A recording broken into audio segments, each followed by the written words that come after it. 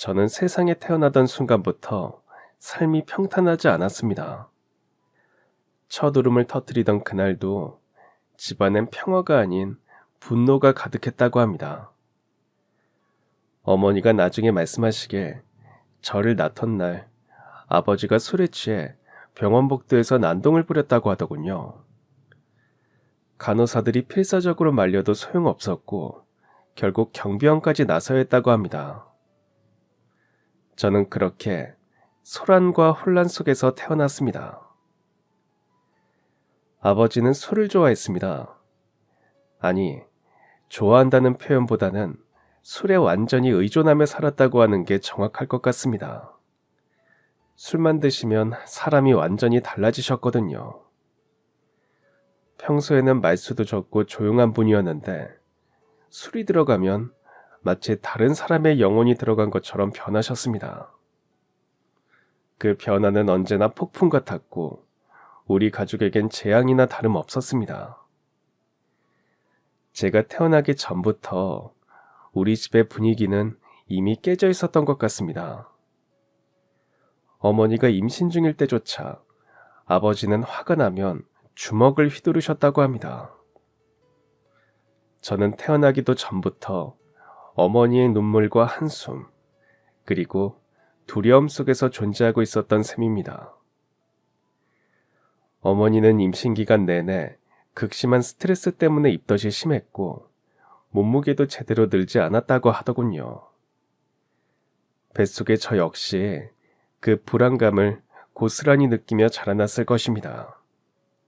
제가 세상에 나온 후에도 상황은 달라지지 않았습니다.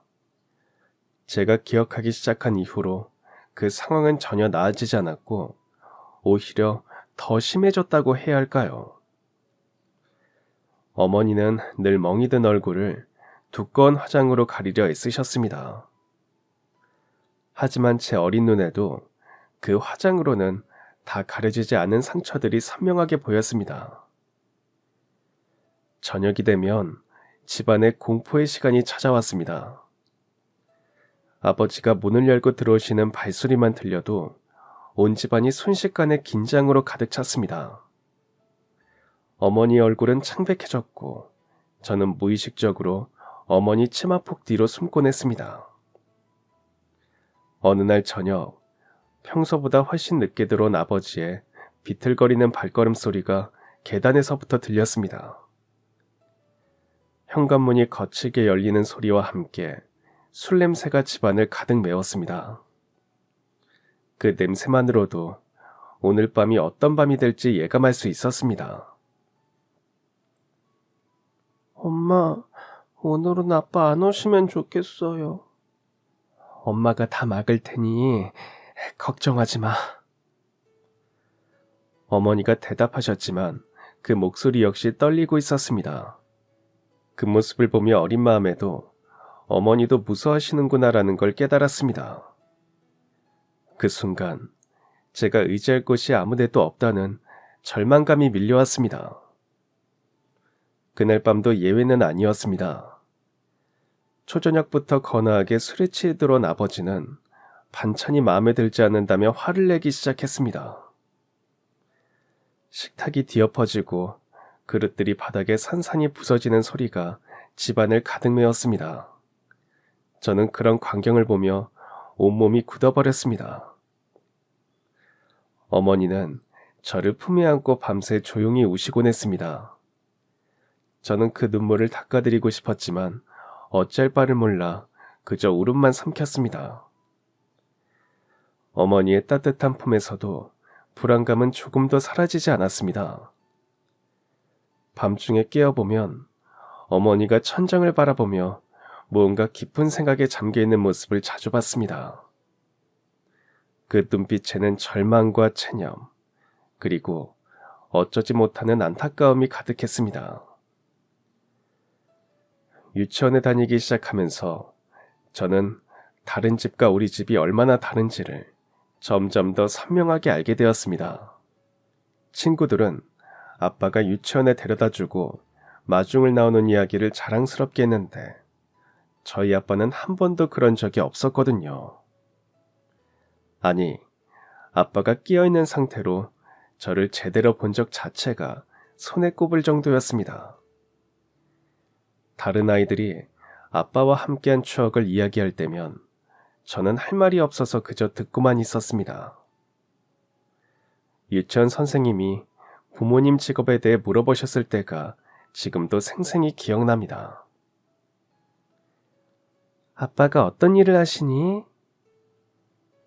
저희 아빠는 집에서 잠을 자세요. 저는 정말 그것밖에 몰랐습니다. 선생님이 당황스러운 듯 웃으며 다시 물어보셨지만 저는 정말 그것밖에 알지 못했습니다. 아버지의 직업이 무엇인지도 몰랐고 낮엔 주로 소파에서 주무시거나 술을 드시는 모습만 봤으니까요. 다른 아이들의 시선이 느껴져 얼굴이 빨갛게 달아올랐던 기억이 납니다. 그때 처음으로 우리 가족이 다르다는 것을 깨달았습니다.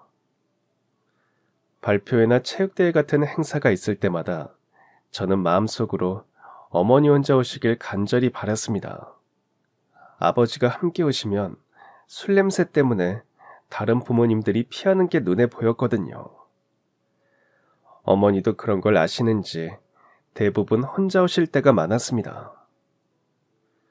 그럴 때마다 어머니는 더욱 씁쓸한 표정을 지으셨고 저 역시 마음 한구석이 무거워졌습니다. 다른 가족들은 모두 함께 와서 즐거워하는데 우리만 항상 뭔가 빠진 것 같았습니다. 어느 날 유치원에서 가족 그림 그리기 숙제를 내주었습니다. 다른 친구들은 모두 아빠, 엄마 자신이 손을 잡고 웃고 있는 행복한 그림을 그렸는데 저는 크레파스를 들고 한참을 고민했습니다. 하얀 종이 앞에서 어떻게 시작해야 할지 몰라 한참을 멍하니 앉아 있었죠. 아빠를 그려야 하나? 그런데 아빠는 무서운 분인데. 그런 복잡한 감정들이 어린 마음을 혼란스럽게 만들었습니다. 결국 어머니와 저만 그렸습니다. 아버지를 그림에 넣고 싶지 않았거든요. 아니, 정확히는 아버지를 어떻게 그려야 할지 모르겠더라고요. 유치원 선생님이 그림을 보시고 조심스럽게 물어보셨습니다. 아빠는 어디 있니? 아빠는 멀리 가셨어요. 거짓말이었지만 제 마음속에선 정말 그랬으면 좋겠다는 간절한 바람이었습니다. 선생님은 더 이상 묻지 않으셨고 제 그림에 예쁜 꽃 스티커를 붙여주셨습니다. 그 작은 배려가 어린 마음엔 큰 위로가 되었습니다. 어머니는 오랫동안 아버지 곁에서 버티셨습니다. 나중에 알게 된 사실이지만 어머니는 여러 번 집을 나가려고 시도하셨다고 합니다.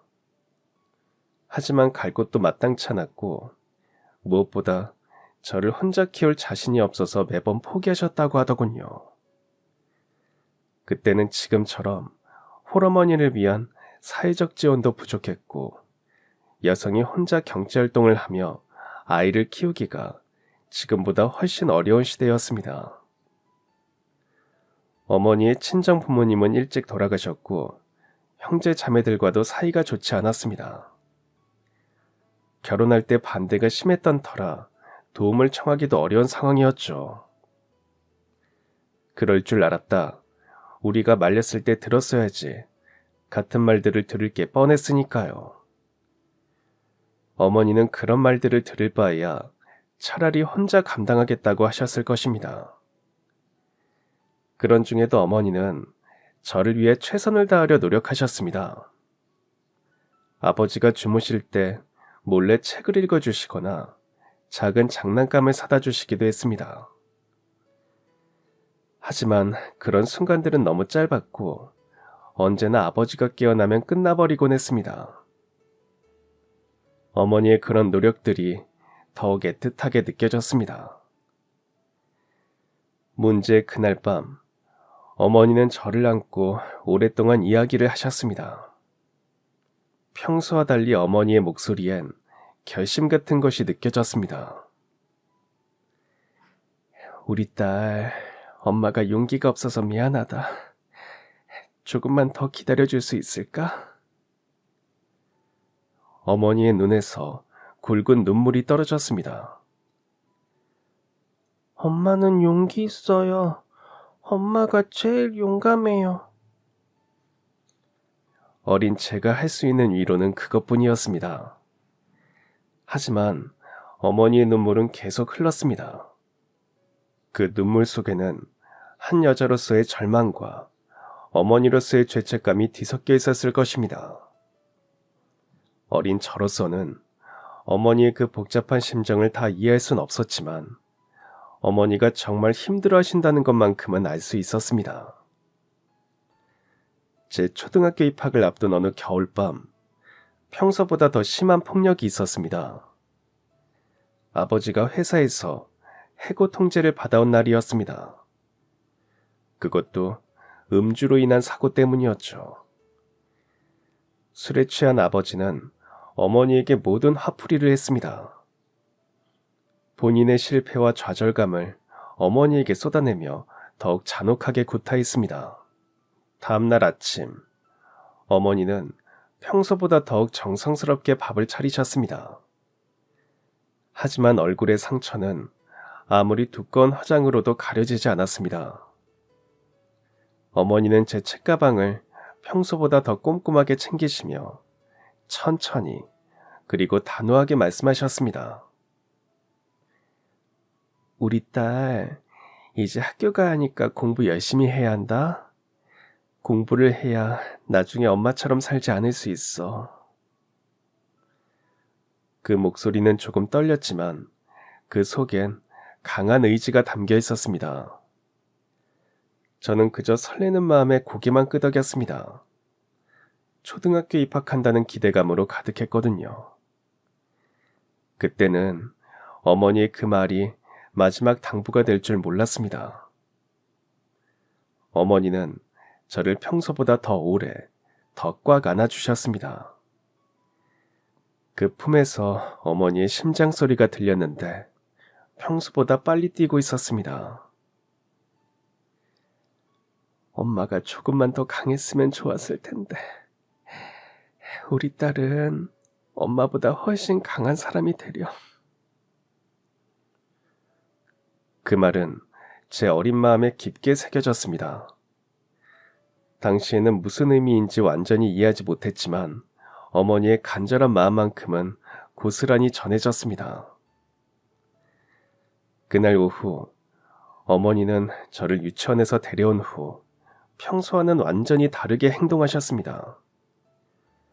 제가 좋아하는 김밥을 직접 만들어주시고 함께 만화책도 읽어주셨습니다. 그리고 저에게 새 옷을 입혀주시며 사진도 여러 장 찍으셨습니다. 지금 생각해보면 그것은 어머니 나름의 작별의식이었던 것 같습니다. 그리고 어머니의 눈가가 붉어졌습니다. 저는 왜 울고 계시는지 이해할 수 없었습니다. 오히려 오늘따라 어머니가 저에게 특별히 잘해주셔서 기분이 좋았거든요. 어린 마음엔 그것이 단순한 사랑 표현이라고만 생각했습니다. 해가 지고 아버지가 돌아올 시간이 되자 어머니는 작은 가방을 하나 챙기셨습니다. 그리고 저를 안고 현관 앞에 서셨습니다. 어머니의 손이 유난히 차가웠던 기억이 납니다. 선영아, 엄마가 잠깐 어디 다녀올게. 혼자 있어도 무섭지 않지? 금방 올게. 착한 우리 딸 기다리고 있어. 어머니는 문을 나서며 마지막으로 한 번 뒤돌아보셨습니다. 눈가가 젖어있던 그 모습이 제가 본 어머니의 마지막 얼굴이었습니다. 어머니는 그대로 사라지셨고 2번 다시 돌아오지 않으셨습니다. 어머니가 떠난 후 아버지는 저를 더욱 미워하게 되었습니다. 술에 취하면 어김없이 어머니 이야기를 꺼내며 저에게 화풀이를 했습니다. 그리고 작은 잘못에도 폭력이 따라왔습니다. 밥을 흘리거나 TV 소리가 크다거나 심지어는 제가 숨쉬는 소리가 거슬린다는 이유로도 맞았습니다. 어머니라는 완충장치가 사라지자 아버지의 분노는 고스란히 저에게 향했습니다. 집안에서 숨쉬는 것조차 조심스러웠습니다. 초등학교 1학년이었던 저는 혼자서 모든 걸 해야 했습니다. 라면을 끓여 먹는 법을 익히고 빨래를 하고 청소도 했습니다. 학교 준비물을 챙길 여유도 없어서 선생님께 혼나는 일이 자주 있었습니다. 왜 또 준비물을 안 가져왔니? 어머니께 말씀드려야겠다. 전 엄마가 없어요. 그래. 그럼 아버지께라도 아빠는 아파요. 계속 누워 계세요. 선생님은 그 이후로 준비물에 대해 더 이상 혼내지 않으셨습니다. 대신 조용히 여분의 준비물을 건네주시곤 했습니다. 지금 생각해보면 선생님도 제 상황을 어느 정도 짐작하고 계셨던 것 같습니다. 그런 작은 배려들이 당시에 저에겐 큰 힘이 되었습니다. 온몸에 멍이 들지 않는 날이 없었지만 누구에게도 말할 수 없었습니다.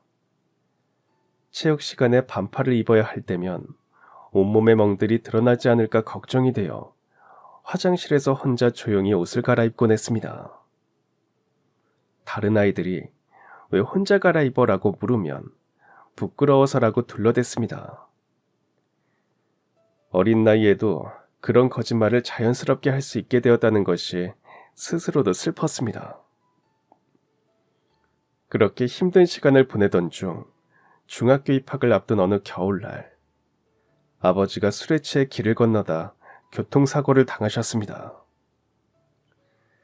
그날 밤 병원에서 연락이 왔을 때 저는 혼자서 그 무거운 현실을 받아들여야 했습니다. 13살의 저는 혼자서 택시를 타고 병원으로 갔습니다. 택시기사 아저씨가 이런 밤에 혼자 어디 가느냐고 걱정스럽게 물으셨지만 저는 아빠가 다쳤어요라고만 답할 수 있었습니다. 중환자실에 누워 계신 아버지를 보는 순간 복잡한 감정이 밀려왔습니다. 무서웠던 분이지만 그래도 세상에서 유일한 가족이었거든요. 많이 위험한 상태입니다. 가족들을 모두 부르세요. 가족은 저밖에 없어요. 의사 선생님이 놀란 표정으로 저를 바라봤지만 그것이 제 현실이었습니다. 친척들은 있었지만 아버지와 연락이 끊긴 지 오래였고 저는 그분들의 연락처도 알지 못했습니다. 병원에서 며칠을 보내면서 저는 처음으로 아버지에 대한 복잡한 감정을 느꼈습니다. 무서웠던 분이지만 죽을 수도 있다는 생각에 무언가 서글픈 기분이 들었습니다. 이상하게도 아버지의 손을 잡고 있으면서 이제 정말 혼자가 되는 건가라는 두려움이 더 컸습니다. 아버지는 사흘 후에 돌아가셨습니다. 마지막까지 의식을 되찾지 못하셨고 저는 임종도 혼자서 지켜야 했습니다. 병원 침대 옆에 앉아 있으면서 이상하게도 슬프다는 감정보단 막막함이 더 컸습니다. 이제 정말 완전히 혼자가 되었다는 현실이 무겁게 다가왔습니다. 장례식을 치르는 것은 13살 나이에겐 너무나 버거운 일이었습니다. 마을 어른들이 조금씩 도와주셨지만 대부분의 결정을 저 혼자서 내려야 했습니다. 그 자리는 너무나 외로웠습니다. 조문객도 별로 오지 않았고 대부분 마을 어른들이었습니다. 아버지와 친했던 사람이 거의 없다는 것을 그때 처음으로 깨달았습니다. 아버지의 인생이 얼마나 고립되어 있었는지를 장례식장에서 확인하게 되었습니다. 아버지의 죽음이 충격이었지만 동시에 더 이상 맞지 않아도 된다는 안도감도 찾아왔습니다. 그런 제 마음을 스스로도 이해할 수 없었고 죄스럽기도 했습니다. 가족의 죽음을 슬퍼하지 못하는 제가 나쁜 아이 같아서 혼란스러웠습니다. 장례식이 끝나갈 쯤 그토록 그리웠던 어머니가 갑자기 나타나셨습니다. 저는 처음에 눈을 의심했습니다. 정말 어머니가 맞나 싶을 정도로 많이 변해 계셨거든요. 더 말랐고 얼굴엔 세월의 흔적이 깊게 패여 있었습니다. 저는 뛰어가려 했지만 어머니의 모습에서 뭔가 낯선 분위기를 느꼈습니다. 하지만 어머니의 모습은 제가 기억하던 따뜻한 모습이 아니었습니다. 집에 정리할 게 많구나. 통장이나 서류들은 어디 있니? 어머니의 첫 마디가 바로 그것이었습니다.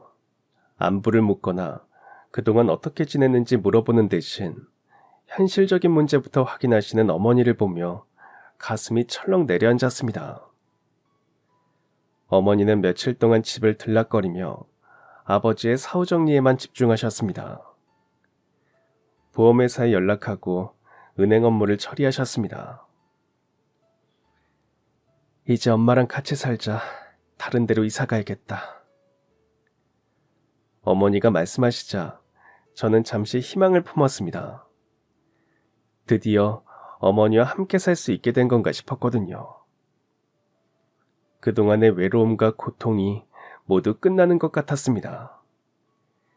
새로운 곳에서 어머니와 단둘이 행복하게 살 수 있을 것 같았습니다. 하지만 어느 날 밤 어머니 핸드폰에 누군가에게서 전화가 걸려왔습니다. 어머니는 저를 다른 방으로 보내고 조용히 통화하셨지만 문틈으로 들리는 목소리에서 심각한 대화가 오가고 있다는 것을 알 수 있었습니다. 나야 아직 정리 안 끝났어. 그 사람이 자꾸 재촉하네. 아이 문제는 어떻게 해결하지? 어머니는 전화를 끊고 나서 깊은 고민에 빠진 듯 했습니다. 그때 저는 어머니에게도 복잡한 상황이 있다는 걸 깨달았습니다. 어머니에게도 새로운 삶이 있고 그 삶에 제가 낄 자리는 없을 수도 있다는 현실을 받아들여야 했습니다. 다음 날 어머니는 저에게 상황을 조심스럽게 설명해 주셨습니다. 엄마가 지금 상황이 복잡해. 지금 함께 지내는 사람이 있는데 그분이 아직 널 받아들일 준비가 안 되어 있어. 그리고 엄마 혼자서 널 키우기엔 경제적으로 여유가 없고. 어머니의 눈에서 눈물이 흘렀습니다. 하지만 그 눈물이 저를 위한 것인지 아니면 어머니 자신의 처지를 한탄하는 것인지 구분할 수 없었습니다. 엄마가 너를 포기하는 게 아니야. 지금은 어쩔 수 없지만 엄마가 상황을 정리하고 안정되면 꼭 데리러 올게. 그때까지만 기다려줄 수 있을까? 그동안은 큰아버지 댁에서 지내렴. 엄마가 틈틈이 연락할게. 그리고 생활비도 보낼 수 있을 때마다 보낼게.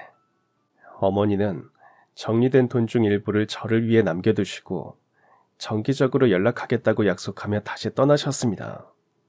나중에 알게 된 사실이지만 어머니는 재혼을 고려하고 있었지만 상대방이 아직 아이가 있는 결혼에 대해 확신을 갖지 못하고 있었고 어머니 자신도 홀로 아이를 키울 경제적 능력에 대해 확신이 없는 상황이었습니다. 하지만 당시 13살이었던 저에게는 그런 복잡한 어른들의 사정을 이해하기 어려웠습니다. 어머니도 결국 저를 우선순위에서 밀어낸다는 느낌이 아버지의 무관심만큼이나 큰 상처로 남았습니다. 그 순간 저는 정말로 세상에 혼자라는 것을 깨달았습니다. 그 후 저는 아버지 생전에 연락이 끊겨 남처럼 지내던 큰아버지 댁, 고모 댁을 전전하며 살았습니다. 하지만 어디서도 진정한 가족의 따뜻함을 느낄 순 없었습니다. 저는 언제나 얹혀 사는 존재였고 그들에게는 부담이었습니다.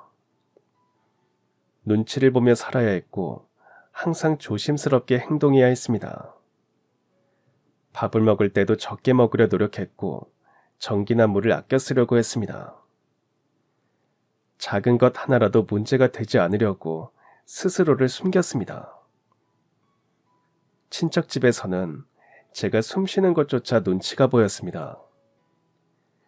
가끔 사촌들이 새 옷이나 장난감을 받을 때면 저는 그저 부러운 눈으로 바라볼 수밖에 없었습니다. 저에겐 그런 것들이 사치였거든요. 고모 댁에서도 마찬가지였습니다. 고모부는 제가 있는 것을 못마땅해 하셨고 사촌들도 저를 반기지 않았습니다. 저는 하루빨리 독립해야겠다는 생각이 간절해졌습니다. 공부도 중요하지만 일단 생존이 먼저였습니다. 중학교를 겨우 졸업하고 저는 바로 일을 시작했습니다. 친척들의 눈치를 더 이상 보고 싶지 않았거든요. 처음 일한 곳은 동네 작은 식당이었습니다. 나이가 어려서 최저임금도 못 줘. 그래도 할래? 네, 열심히 하겠습니다. 저는 선택의 여지가 없었고 설거지부터 시작해서 청소 서빙까지 온갖 일을 다 했습니다.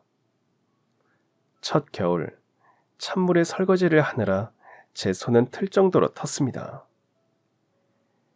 하지만 그래도 제 힘으로 번 돈이라는 것에 보람을 느꼈습니다. 밤늦게 집에 돌아가면 고모댁 식구들은 이미 모두 잠들어 있었습니다. 저는 조용히 씻고 작은 방 한 구석에서 잠들곤 했습니다. 그렇게 몇 달을 지내며 돈을 모았습니다.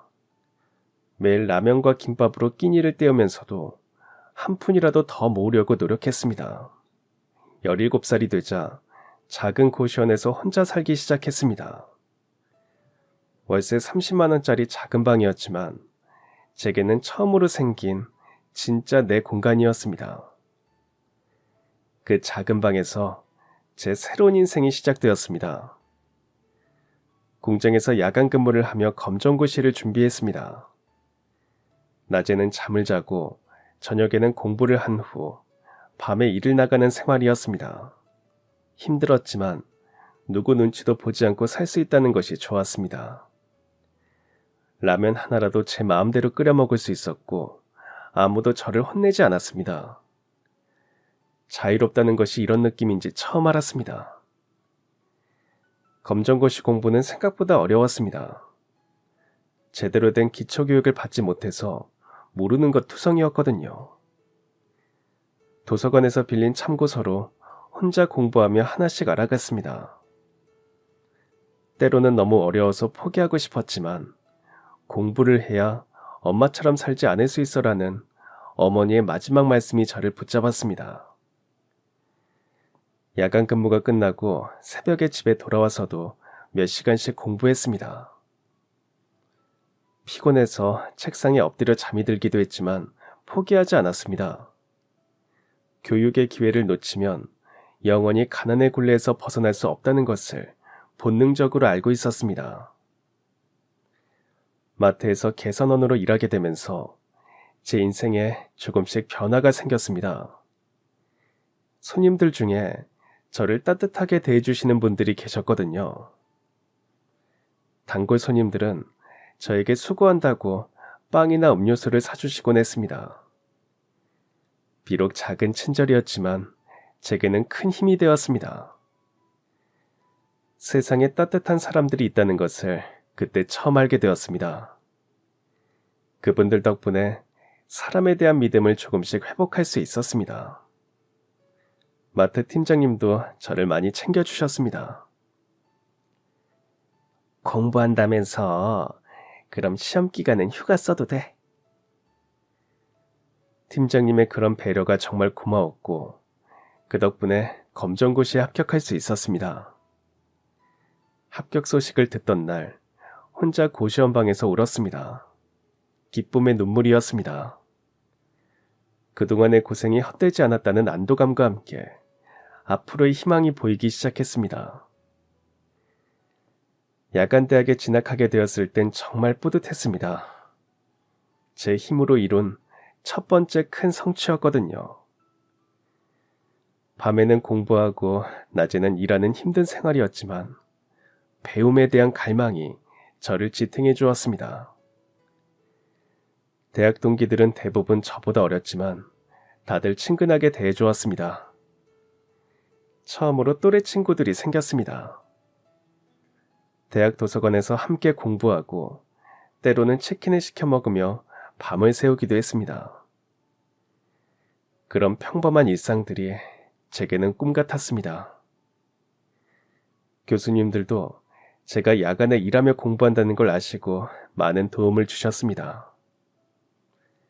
그리고 대학에서 처음으로 제 꿈에 대해 진지하게 생각해 볼 수 있었습니다. 경영학을 전공하면서 언젠가는 제 사업을 해보고 싶다는 꿈도 생겼습니다. 가난을 벗어날 수 있는 확실한 방법이라고 생각했거든요. 20대 후반에 작은 회사의 정직원으로 입사했을 때는 정말 감격스러웠습니다. 드디어 안정된 직장을 갖게 된 거였으니까요. 회사 동료들과 함께 점심을 먹으며 처음으로 진정한 소속감을 느꼈습니다.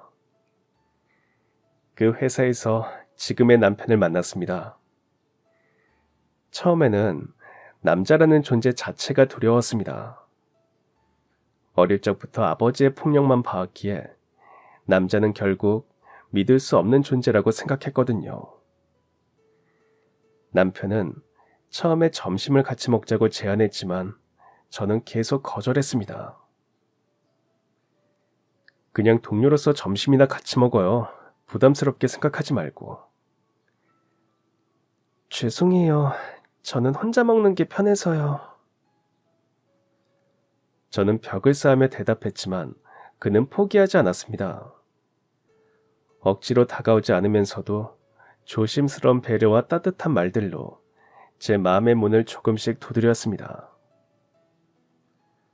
어느 날 제가 감기로 고생하고 있을 때 남편이 약을 사다 주었습니다. 그리고 저를 생각해주는 그런 따뜻한 마음이 제 얼어붙은 가슴을 조금씩 녹였습니다. 남편의 꾸준한 관심과 배려에 조금씩 마음이 열렸습니다. 하지만 여전히 조심스러웠습니다. 언제 변할지 모른다는 불안감이 항상 있었거든요. 어느 날 남편이 진지하게 말했습니다. 선영 씨에게 어떤 상처가 있는지는 모르겠지만 전 절대 선영 씨를 아프게 하지 않을 거예요. 어떻게 그걸 확신해요? 확신할 수는 없죠. 하지만 제가 할 수 있는 모든 노력을 다할 거예요. 그 솔직한 대답이 오히려 믿음이 갔습니다. 무조건적인 약속보단 현실적이면서도 진심이 담긴 말이었거든요. 그렇게 우리는 천천히 아주 조심스럽게 가까워졌습니다. 남편은 제가 움츠러들 때마다 한 발씩 물러서며 기다려주었습니다. 프로포즈를 받았을 때 처음으로 진정한 가족에 대한 희망을 품었습니다. 평생 당신 곁에 있고 싶어요. 저와 결혼해주세요. 저는 가족이라는 게 뭔지 잘 모르는데 괜찮을까요? 괜찮아요. 우리가 함께 만들어가면 돼요. 그렇게 저희는 작지만 따뜻한 결혼식을 올리고 신혼집을 차렸습니다. 친정식구가 없어서 혼자 준비하는 것이 서글프기도 했지만 남편의 가족들이 저를 잘 대해주어서 고마웠습니다. 남편과 보내는 평범한 일상이 너무나 소중했습니다. 함께 장을 보고 같이 요리하고 TV를 보며 웃는 그런 일상들이 제게는 기적 같았습니다. 남편과 함께 살면서 처음으로 집이라는 공간의 진정한 의미를 알게 되었습니다. 집은 단순히 잠을 자는 곳이 아니라 마음이 편안해지는 곳, 사랑하는 사람과 함께하는 곳이라는 걸 깨달았습니다. 사람에 대한 신뢰도 조금씩 회복되어 갔습니다. 모든 남자가 아버지 같지는 않다는 것을, 진정으로 사랑하고 아껴주는 사람도 있다는 것을 배웠습니다. 결혼 후 몇 년간은 정말 행복했습니다. 특별한 일이 있었던 건 아니지만 그 평범함이 제게는 가장 큰 행복이었습니다. 주말마다 남편과 함께 시장에 가서 장을 보고 집에서 함께 요리를 했습니다. 남편이 만든 음식을 먹으며 맛있다고 말할 수 있는 것, 그런 사소한 일상들이 너무 소중했습니다. 결혼 후 몇 년이 지난 어느 날, 남편이 부산에 있는 은사님의 장례식에 다녀오게 되었습니다. 그날 저녁, 남편이 평소보다 늦게 퇴근했는데 얼굴이 창백했습니다. 갑자기 선생님이 돌아가셨다고 연락이 왔어.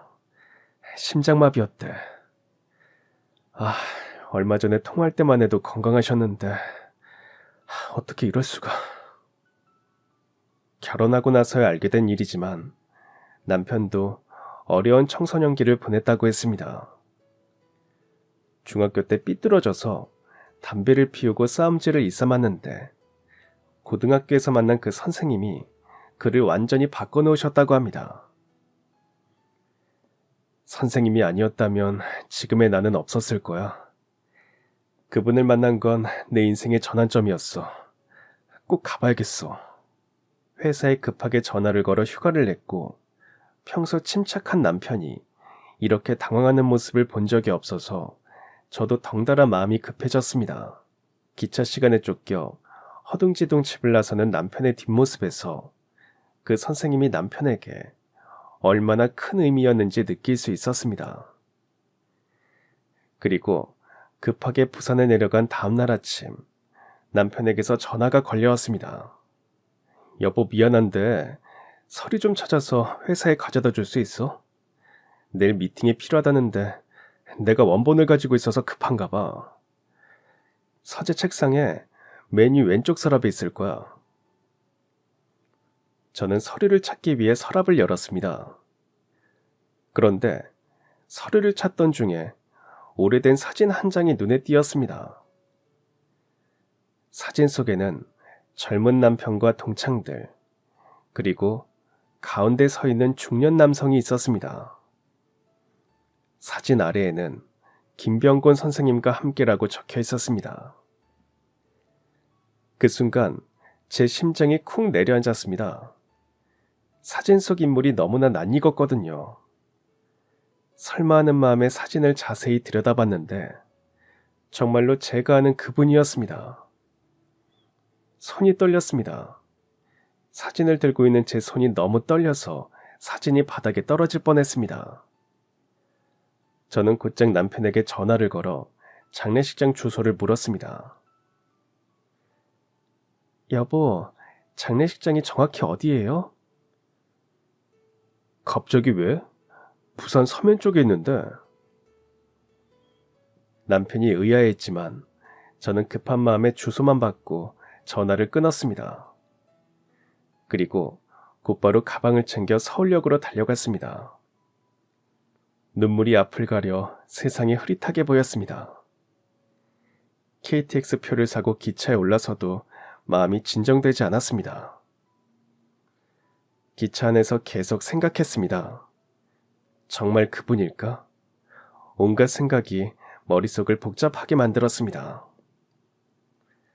장례식장에 도착해 영정사진을 보는 순간 두 다리에 힘이 풀렸습니다.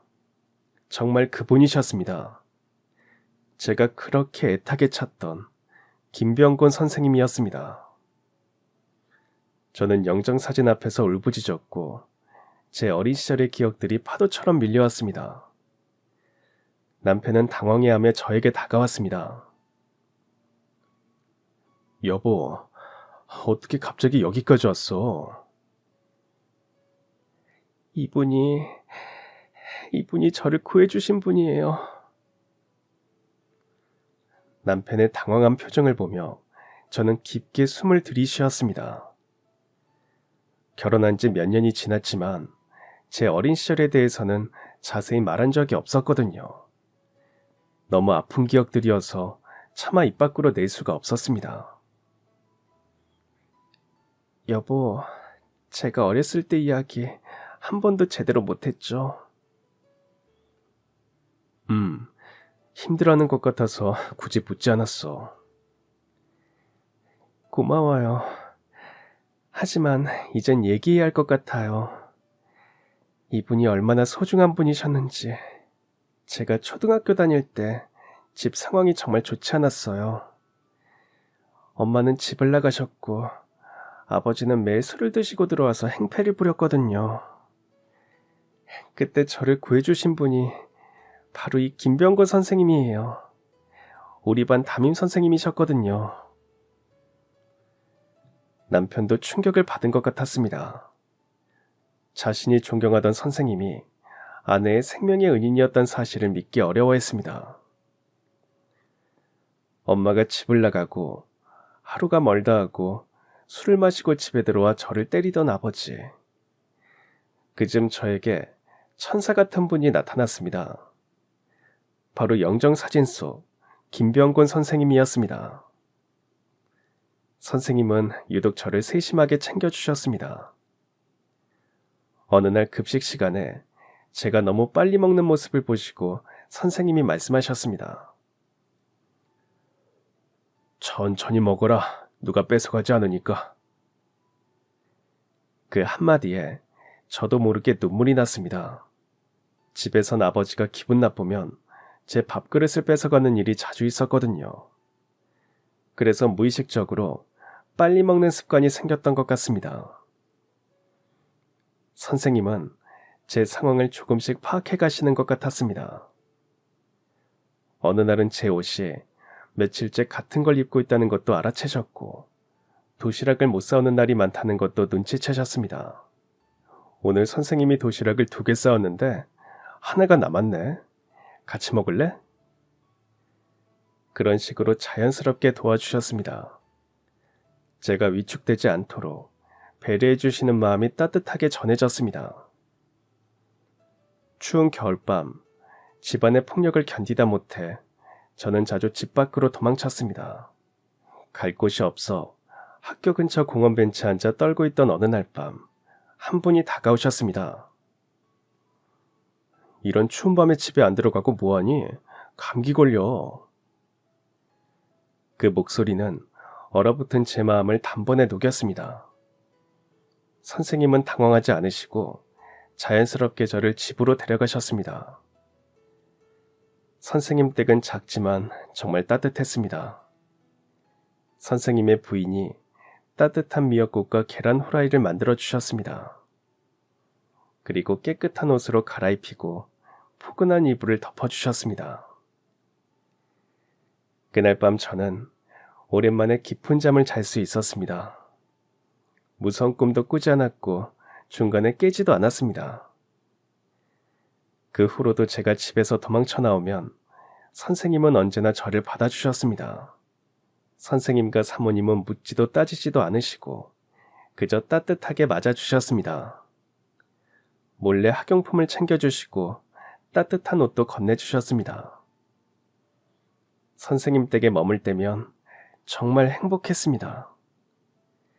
사모님이 만들어주시는 저녁 식사를 함께 먹고 선생님과 숙제도 같이 했습니다. 선생님은 제가 이해할 때까지 천천히 가르쳐 주셨습니다. 선영아, 열심히 공부하면 뭐든지 할 수 있을 거야. 그런 격려의 말씀이 제겐 큰 힘이 되었습니다. 저에게도 희망이 있다는 걸 처음으로 느꼈거든요. 하지만 이런 행복한 시간은 오래 지속되지 못했습니다. 어느 날 밤, 제가 선생님 댁에 있는 걸 아버지가 알게 된 겁니다. 동네 사람이 아버지에게 일러 바친 것 같았습니다. 아버지는 술에 취한 채로 선생님 댁으로 찾아왔습니다. 문을 두드리는 소리가 아니라 거의 부수는 수준이었습니다. 선생님은 차분하게 아버지를 달래려 하셨습니다. 아버님, 일단 들어오셔서 이야기해요. 아이가 무서워합니다. 하지만 아버지는 선생님의 말을 듣지 않았습니다. 오히려 더욱 화를 내며 고함을 지르기 시작했습니다. 당신이 뭔데 남의 집 애를 데려가는 거야? 이거 유괴야, 유괴! 그날 밤 동네가 떠나갈 정도로 소란이 벌어졌습니다. 경찰까지 왔었고 저는 결국 아버지와 함께 집으로 돌아가야 했습니다. 선생님 댁을 떠나면서 사모님이 제 손을 꽉 잡고 우셨던 게 기억납니다. 무슨 일 있으면 꼭 다시 와. 알겠지? 하지만 그 약속은 지켜질 수 없었습니다. 그 일 이후로 아버지는 학교에까지 찾아와 난동을 부렸습니다. 교장실에 들어가서 선생님을 고발하겠다고 소리를 지르고 다른 학부모들 앞에서도 망신을 주었습니다. 선생이란 사람이 멀쩡하게 부모가 있는 남의 딸을 멋대로 자기 집에 데려가는 게 말이 돼? 결국 선생님은 교장실에 불려가서 온갖 추궁을 받으셨습니다. 다른 학부모들도 수군거리기 시작했고 결국 학교에 있기 어려운 상황이 되었습니다. 김병건 선생님은 저를 마지막으로 불러서 말씀하셨습니다. 선생님이 다른 학교로 가게 되었어. 하지만 네가 어디에 있든 선생님은 널 잊지 않을 거야. 너도 포기하지 말고 열심히 공부해야 한다. 선생님, 저 때문에 그런 거죠. 죄송해요. 네 잘못이 아니야. 넌 잘못한 게 하나도 없어. 그걸 꼭 기억하렴. 그렇게 선생님은 학교에서 쫓겨나듯 떠나야 했습니다. 저는 그 후로 선생님을 다시 볼 수 없었고 다시 어둠 속으로 빠져들어야 했습니다. 이야기를 마치자 남편이 저를 꽉 안아주었습니다. 당신이 가끔 왜 혼자서 울고 있었는지 이제 알겠어. 그리고 내가 선생님 이야기할 때마다 왜 그런 표정을 지었는지도. 미안해요. 얘기하고 싶었는데 어떻게 시작해야 할지 모르겠더라고요. 미안할 게 뭐가 있어. 아휴, 그런 힘든 일을 혼자 견뎌왔구나. 그리고 우리 선생님 정말 대단한 분이셨네. 우리는 함께 영정사진 앞에 무릎을 꿇고 깊이 절을 올렸습니다. 선생님의 따뜻한 미소가 여전히 우리를 내려다보고 계셨습니다. 그때 뒤에서 누군가가 저를 부르는 소리가 들렸습니다. 돌아보니 나이 드신 할머니 한 분이 저를 바라보고 계셨습니다. 세월의 무게가 느껴지는 그 얼굴에서 예전에 저를 따뜻하게 안아주시던 그 눈빛을 찾을 수 있었습니다. 사모님 맞죠? 저예요. 그때 그 아이 맞아요. 저 때문에 고생 많으셨죠? 사모님은 제 이야기를 듣고 두 손으로 제 손을 꼭 잡으셨습니다. 주름진 손이지만 여전히 따뜻했습니다. 그때 그 아이가 바로 너였구나. 그이가 정말 보고 싶어 했던 그 아이가. 그리고 저를 끌어안고 함께 울었습니다. 세월이 많이 흐른 사모님의 모습이었지만 저를 바라보는 눈빛은 예전 그대로였습니다. 마치 시간이 거꾸로 흘러 다시 그 따뜻한 집의 거실로 돌아간 것 같았습니다. 우리 선생님이 그이는 그 이후에도 어려운 아이들을 돕는 일을 멈추지 않았어. 항상 그 아이가 어디 있을까, 잘 살고 있을까, 그렇게 걱정했단다. 그 말을 들은 순간 제 가슴은 찢어질 듯 아팠습니다. 선생님이 저를 계속 기억하고 걱정해 주셨다는 것이 너무 고마우면서도 죄송했습니다. 마지막까지도 그 아이만은 꼭 다시 만나고 싶다고 하셨는데 이렇게 훌륭하게 자라서 좋은 사람과 결혼까지 했다는 걸 알면 얼마나 기뻐하실까. 그날 이후 저희는 사모님과 연락을 주고받기 시작했습니다. 며칠 후 사모님이 저희를 집으로 초대해 주셨습니다. 오래된 주택이었지만 곳곳에 선생님의 흔적이 남아 있었습니다. 저희가 방문했을 때 사모님은 서재 한켠에 있던 낡은 상자를 가져오셨습니다. 이건 선생님이 돌아가시기 전에 정리해 두신 거야. 언젠가 그 아이를 만나게 되면 줘야지라고 하셨거든. 상자 안에는 제가 초등학교 때 선생님께 그린 그림과 편지들이 고스란히 보관되어 있었습니다. 그동안 사라진 줄 알았던 제 어린 시절의 흔적들이 고스란히 남아 있었습니다. 선생님께서 얼마나 소중히 간직해 주셨는지 알 수 있었습니다. 그날부터 저희 부부의 삶에는 새로운 의미가 생겼습니다. 먼저 사모님을 정기적으로 찾아뵙고 도움을 드리기 시작했습니다. 그리고 남편과 함께 지역 아동보호센터를 알아보기 시작했습니다. 아동보호센터에는 어린 시절에 저와 닮은 아이들이 많이 있었습니다. 그 중에서도 특히 눈에 띄는 아이가 있었습니다. 10살쯤 되어 보이는 민주라는 여자아이였는데 구석에 혼자 앉아서 그림을 그리고 있었습니다. 안녕, 뭐 그리고 있어? 가족이요. 아이가 그린 그림을 보니 가슴이 먹먹해졌습니다. 엄마, 아빠, 그리고 자신으로 보이는 3명이 손을 잡고 웃고 있는 그림이었습니다. 괜찮아, 여기선 무서워하지 않아도 돼. 그리고 너 잘못 아니야. 그 순간 예전에 선생님께서 저에게 해주셨던 말이 떠올랐습니다. 제 얘기를 들은 아이의 눈에 처음으로 희망 같은 것이 스쳤습니다. 저희는 주말마다 센터를 방문했습니다. 아이들과 함께 그림도 그리고 책도 읽어주고 때로는 그냥 이야기를 들어주기도 했습니다. 민주는 점점 밝은 그림을 그리기 시작했고 다른 아이들과도 잘 어울리게 되었습니다. 어느 날 민주가 저에게 편지를 건네주었습니다. 선영 선생님에게 선생님이 와서 저는 정말 행복해요. 선생님이 저를 착한 아이라고 말해주셔서 제가 착한 아이가 된 것 같아요. 저도 나중에 선생님처럼 다른 아이들을 도와주고 싶어요. 사랑해요. 민주 올림. 민주가 준 편지를 읽으며 선생님의 사랑이 이어지고 있다는 걸 느꼈습니다. 선생님께서 저에게 주셨던 따뜻함이 이제는 제가 다른 아이에게 전해주고 있던 것입니다. 센터에서의 활동이 점점 늘어나면서 저희 부부는 더 많은 아이들과 만나게 되었습니다.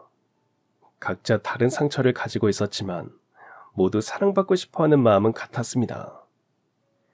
그 마음들을 보면서 저는 어린 시절의 제 모습을 떠올렸습니다. 매년 선생님의 기일이 되면 부산에 내려가 성묘를 합니다.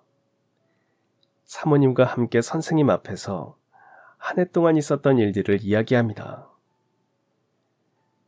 선생님, 저 왔어요. 선생님께서 저에게 주신 사랑을 다른 아이들에게 전해주고 있어요. 바람이 살랑 불면서 나뭇잎들이 바스락거렸습니다. 마치 선생님이 잘하고 있다고 대답해 주시는 것 같았습니다. 선생님, 정말 고맙습니다. 그리고 영원히 사랑합니다. 당신의 사랑은 죽지 않았습니다. 오히려 더 많은 생명으로 피어나고 있습니다. 그리고 그 사랑은 앞으로도 영원히 계속될 것입니다. 언젠가 제가 하늘나라에서 선생님을 다시 만나게 되면 자랑스럽게 말씀드릴 수 있을 것 같습니다. 선생님, 선생님의 사랑을 잘 전해드렸어요. 라고 말입니다. 그때까지 저는 계속 사랑을 나누며 살아갈 것입니다. 선생님께서 제게 보여주신 그 길을 쭉 따라서 말입니다. 그럼 지금까지 사연 들어주셔서 감사합니다. 사연이 재밌으셨다면 구독과 좋아요 부탁드려요. 감사합니다. 안녕히 계세요.